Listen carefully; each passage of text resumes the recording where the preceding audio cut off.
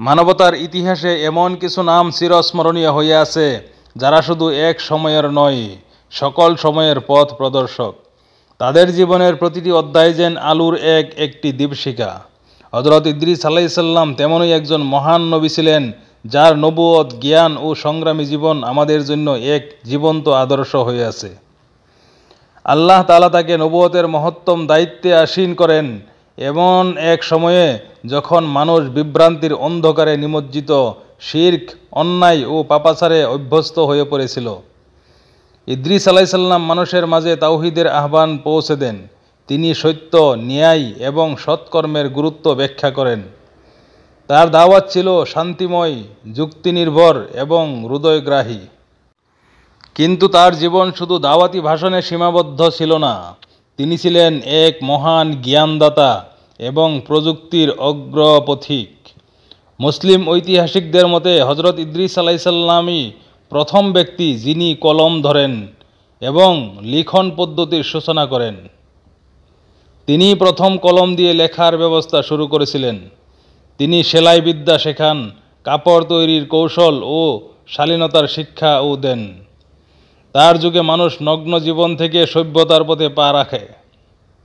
ইবনে কাসির রহমতুল্লাহ আলাইহি উল্লেখ করেছেন যে হযরত ইদ্রিস আলাইহিস সালাম গণিত, জ্যোতির্বিজ্ঞান, চিকিৎসা ও বিভিন্ন বিজ্ঞান শাখায় ছিলেন অভিজ্ঞ।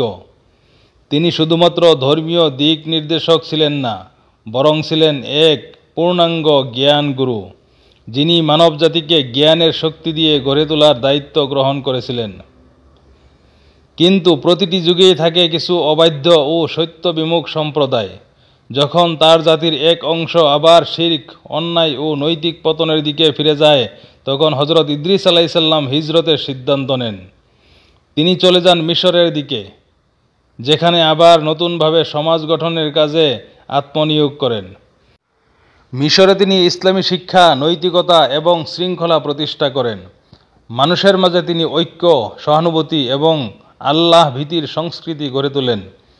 তার দূরদর্শী নেতৃত্বে এক আলোকিত সমাজের ভিত্তি স্থাপন হয়, যা ইতিহাসে এক অনন্য নজির হয়ে রয়েছে।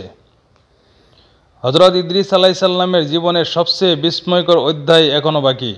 পরবর্তী পর্বে আমরা জানব কিভাবে আল্লাহ তাকে আসমানে তুলে নেন, কিভাবে তিনি জীবিত অবস্থায় আকাশ ভ্রমণ করেন এবং কী রহস্য লুকিয়ে আছে কোরআনের সেই বিশেষ আয়াতের মাঝে।